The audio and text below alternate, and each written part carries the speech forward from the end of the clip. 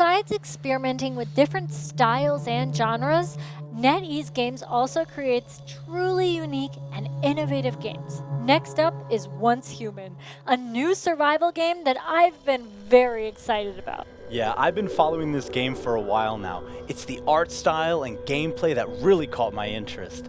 It is a really unique take on the survival genre. Indeed it is! Once Human is set against an eerie post-apocalyptic backdrop.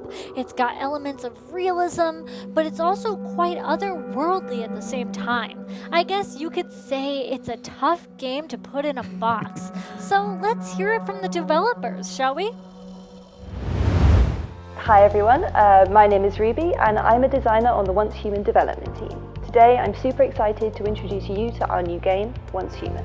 So for those of you who maybe aren't familiar, Once Human is a new weird sandbox survival game that gives players the freedom to explore and experience the game in whichever way they like. Once Human invites players to explore a strange and fascinating new world, one that combines combat, crafting and survival gameplay mechanics with a cosmic horror aesthetic.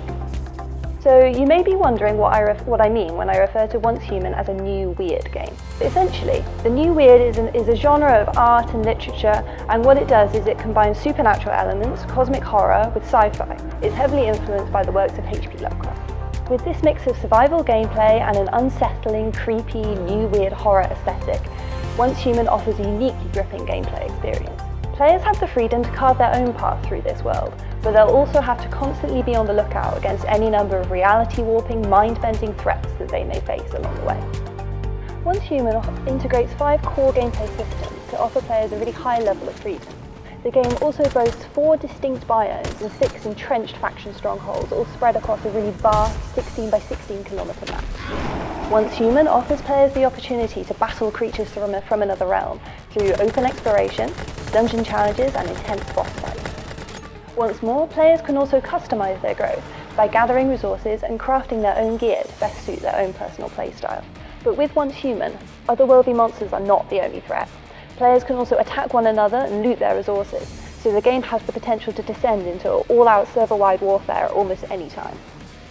Once Human also has a team play feature that lets players construct a hive together with their friends, set up a territory, fight for control over rare resource points, and even take part in 20v20 PvP battles. In short, Once Human offers an immersive gameplay experience that is just a little bit different from anything you've played before.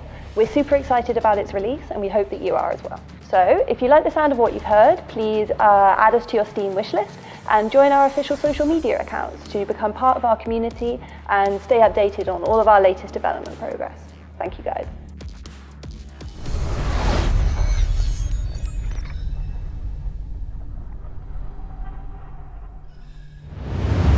I'm totally stunned after watching that. For me, Once Human is definitely a unique game, and coupled with this post-apocalyptic setting, it is sure to be an unforgettable experience. And today we have the honor of interviewing Ruby, one of the game's designer from Once Human. Oh, great. Hello, Ruby. So first off, can I just ask you, what are the biggest differences between Once Human and other survival games in terms of gameplay? So I would say there are a few differences between Once Human and other games in the survival genre. So first of all is that we've got the new weird kind of cosmic horror theming. That would be step one, and I would say that would be one thing that kind of gives the game a different vibe to other games in the survival genre, maybe. And then the second thing is that what the dev team has always really tried to emphasize is we've tried to create a game that gives players kind of as much freedom to play in the way that they would choose.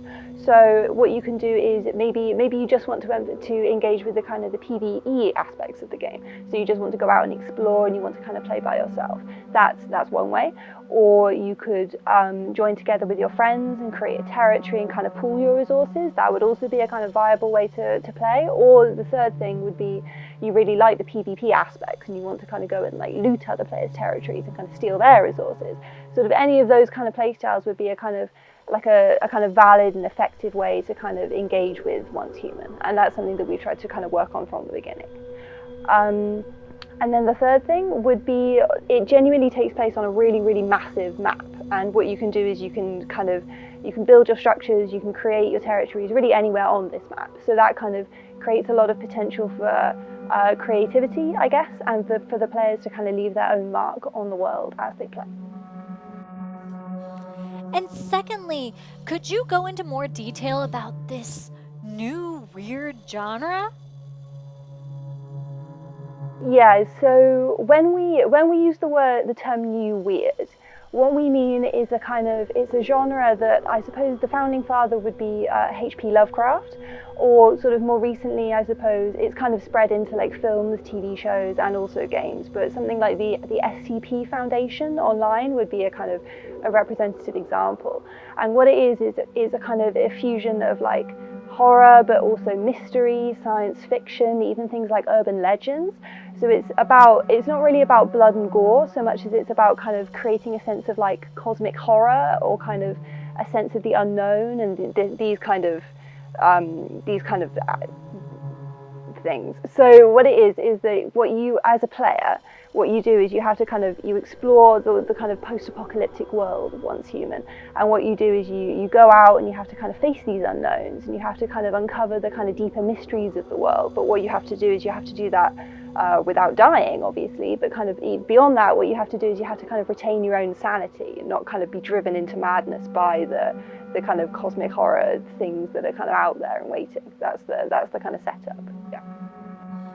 Lastly, can you tell us about the game's launch date? So the team has been working really hard in recent months, and we don't have an official release date yet, but we for the moment, if players like what they hear, they can join our official social media accounts, they can add the game to their Steam watch list, and they can join our Discord and just kind of get involved in the community, basically. Maybe get involved in future testing, and just kind of keep updated with our most recent kind of development progress, and just get involved. Thank you so much, Ruby. Don't forget to add Once Human to your Steam wish list.